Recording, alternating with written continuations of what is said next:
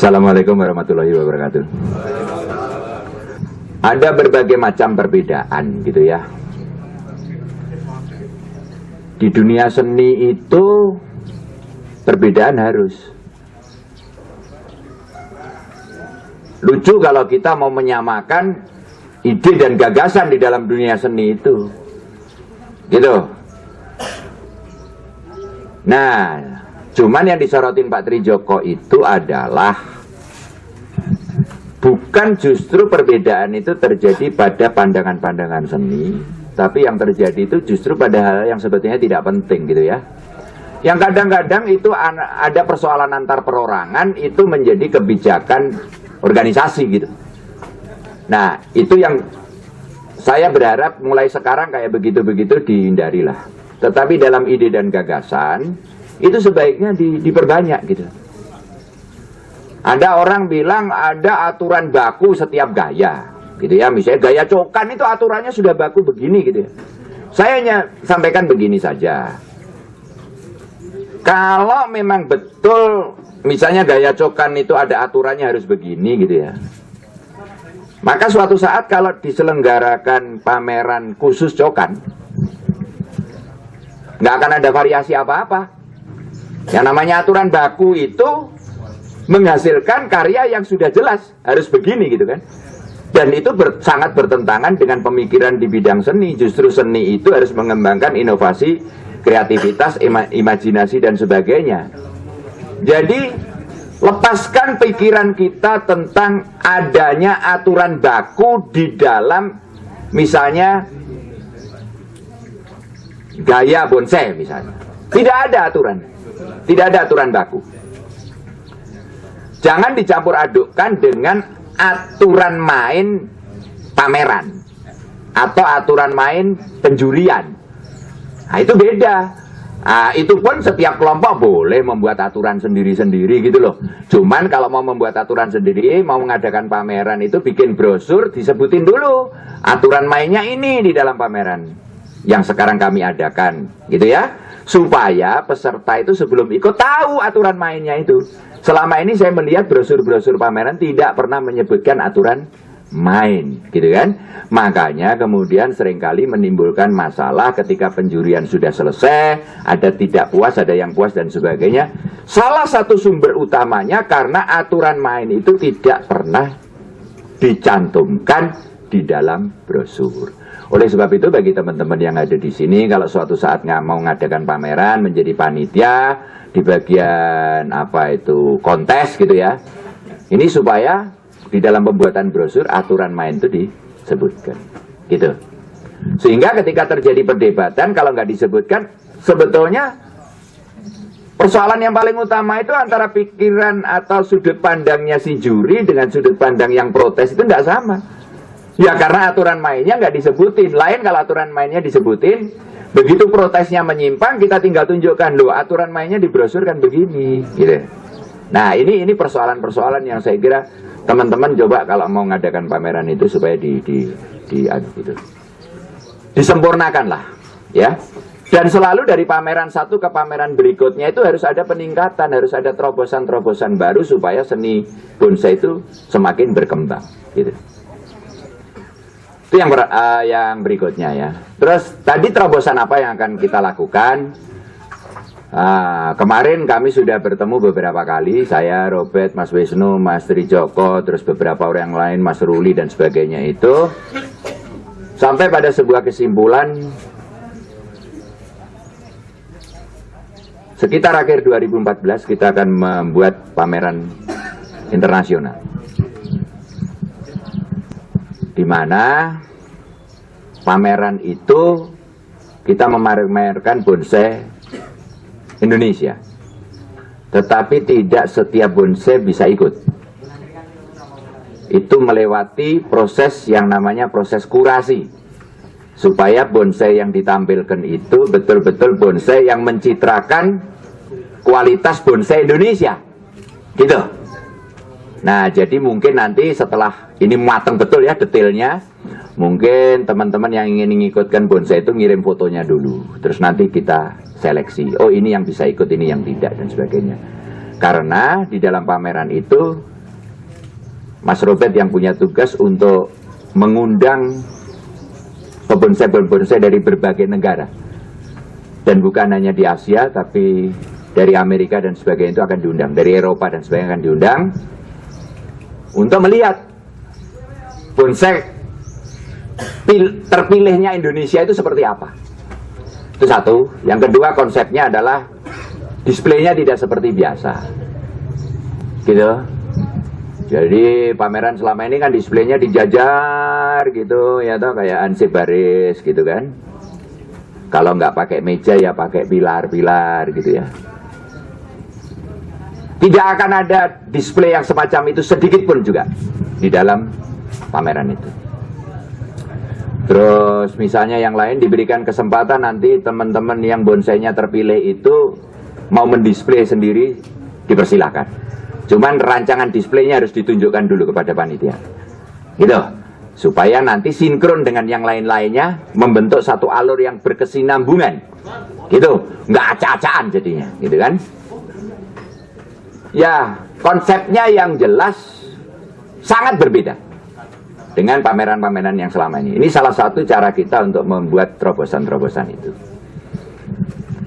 Nah, terus kemudian di situ kita tidak hanya bicara soal pameran bonsai, tapi sekaligus juga pertukaran budaya. Jadi nanti misalnya rombongan Taiwan, misalnya kalau dia membawa misi kesenian, dipersilakan. Nanti kita sediakan malam seni Taiwan, malam seni Indonesia, malam seni Eropa misalnya. Begitu kira-kira. Makanya ini bukan hanya soal bonsai, tapi juga soal kebudayaan, gitu. Nah, sementara yang saya bisa sampaikan dari rancangan itu, ya ini, gitu ya. Saya belum bisa bicara detailnya, gitu kan. Dalam waktu singkat akan ditindaklanjuti dengan pertemuan-pertemuan berikutnya. Pertemuan berikutnya nanti kira-kira kita akan adakan awal Juli untuk lebih mematangkan itu.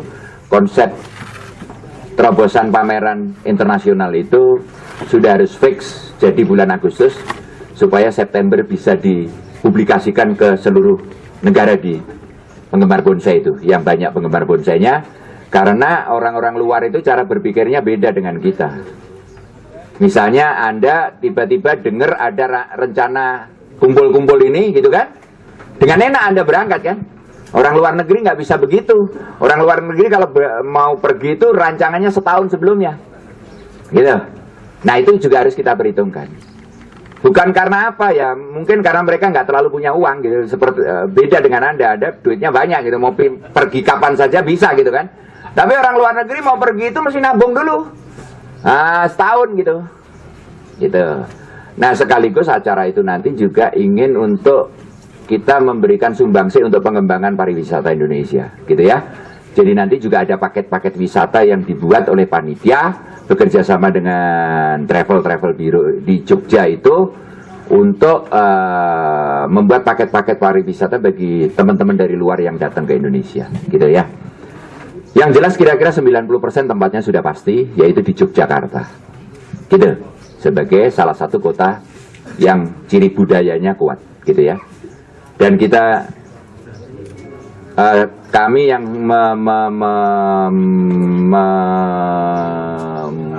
mempunyai, yang mengawali rancangan ini, berharap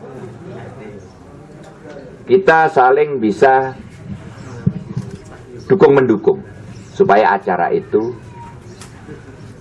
betul-betul membawa nama bonsai Indonesia itu betul-betul menjadi sesuatu yang berbeda dibanding yang selama ini dikenal di luar, gitu ya. Dan saya punya obsesi, pameran itu begitu terlaksana itulah yang akan menjadi titik awal berpindahnya barometer bonsai dari negara lain menjadi barometer perkembangan bonsai dunia. Itu barometernya mulai Indonesia, ya. Mudah-mudahan itu bisa diwujudkan, dan untuk bisa mewujudkan itu butuh dukungan dari Anda semua, ya. Dukungan itu ya macam-macam, mulai tenaga, dan sebagainya gitu kan. Yang punya dana ya monggo ikut urunan untuk mewujudkan itu, gitu ya. Dan ini tidak atas nama siapa-siapa. Ini di atas namakan semuanya untuk bonsai Indonesia. Gitu.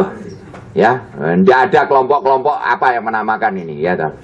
Nah, jadi tidak atas nama kelompok A, kelompok B lah kira-kira itu. Ini atas nama komunitas bonsai Indonesia seluruhnya. Gitu. Nah, kecuali yang nggak mau dianggap masuk di situ, ya sudah, biarin mereka hidup sendiri sana, gitu ya. Gitu. Nah, kira-kira begitu, ya. Jadi murni tujuannya untuk supaya Indonesia menjadi barometer perkembangan seni bonsai di dunia. Kalau biasanya selama ini Anda kalau mau bikin bonsai, lihat bonsai Jepang, gitu kan. Nah, mari kita balik. Setelah ada pameran itu, orang Jepang kalau bikin bonsai, lihat bonsai Anda, gitu kan. Nah, gitu. Jadi itu pembalikan barometer, itu harus dilakukan, gitu. Dan Indonesia sangat berkemungkinan untuk itu. Tinggal kita ini punya kepercayaan diri atau tidak, tetapi sekaligus punya kerendahan hati atau tidak, gitu ya. Dibutuhkan kerendahan hati, tapi sekaligus kepercayaan diri. Kerendahan hati untuk kita terus-menerus belajar, gitu ya. Tentu di dalam ajang itu nanti yang masih bonsai setengah jadi, yang nggak bisa ditampilin karena ditonton orang dunia ini, gitu kan. Saya juga nggak tahu dunia lain ikut nonton atau enggak, gitu kan. Karena kalau nonton juga kita nggak bisa lihat, gitu kan. Ya. Nah, bagaimana supaya di dalam kita berkesenian atau menekuni seni bonsai itu kita bisa maju? Yang pertama, bedakan bidang seni ini dengan bidang lain. Kalau bidang lain, kita mau bertemu ini untuk membuat satu acara misalnya, gitu ya. Artinya kita itu mau menyatukan ide dan gagasan. Tapi ini kita sekarang berkumpul bukan bidang lain. Kita mau diskusi dan demo bonsai. Maka sebetulnya kita sekarang ini bukan mau menyatukan ide dan gagasan di dalam gaya bonsai, tetapi justru kita bertemu ini untuk membuat langkah memperkaya ide dan gagasan kita. Jadi mungkin Anda sudah punya ide-ide begini yang selama ini Anda terapkan di dalam teknik bonsai, terus nanti misalnya Mas Robert menunjukkan ide dan gagasannya, jangan kita berpikir karena nggak sama dengan kita, terus kita menganggap, wah Robert salah, gitu. Meskipun banyak salahnya dia, terutama sama saya, gitu ya. Gitu. Itu bukan cara berpikir seni, gitu. Bukan cara berpikir seni, seperti itu. Karena di dalam seni itu tidak ada yang salah. Kita ini mencari supaya semakin indah lah karya kita, kira-kira. Semakin membuat orang terkesima kalau melihat itu. Itu butuh ide dan gagasan itu diperkaya, gitu. Nah selama ini kan nggak begitu. Begitu ada orang lain idenya kok lain, terus kita nggak seperti itu. Salah itu. Yang benar tuh kayak saya ini, gitu kan. Dan nggak pernah ada yang benar tuh dia. Yang saya ini salah, nggak pernah. Biasanya yang benar saya, gitu kan. Nah kalau kayak begitu itu ya jadinya biasa-biasa saja nanti bonsai, gitu ya. Nah kalau orang seni mau membuat sebuah kegiatan bersama, kumpul, apa yang dilakukan? Pertama menghimpun ide dan gagasan. Sesudah itu dari sekian banyak ide dan gagasan, kita kemudian pilih mana yang kira-kira bisa diwujudkan. Berbeda dengan kegiatan lain, ide dan gagasan dibuat satu dan itu untuk dilaksanakan. Seni tidak begitu. Ya, jadi selalu di dalam seni itu selalu ada multi ide dan gagasan. Nah, ini butuh kita mengubah cara berpikir kita kalau kita ingin menekuni dunia seni itu dengan benar, gitu ya. Diubah dulu dari cara berpikir yang biasa itu menjadi cara berpikir seni.